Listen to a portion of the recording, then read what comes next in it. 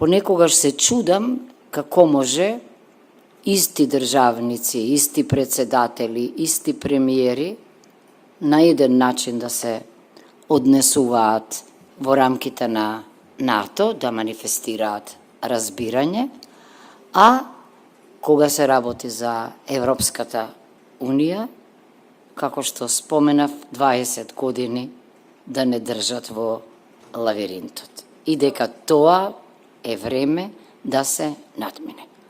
Не можам да не кажам дека некои од другите говорници укажаа на ова.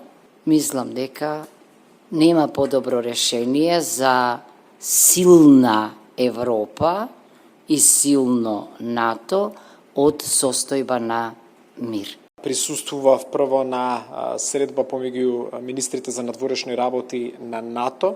Имав издвоена билатерална средба со новиот министер за надворешни работи на Холандија.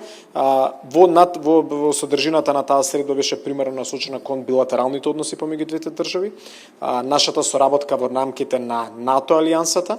Зборувавме секако и за процесите поврзани со европската интеграција. Многу е важна пораката ако имаме европска заедничка политика и безбедносна одбрана заедничка европска, дека треба да припаднеме и таму. Тоа е одлична порака што сите ние заеднички треба да ја споделуваме и го правиме тоа.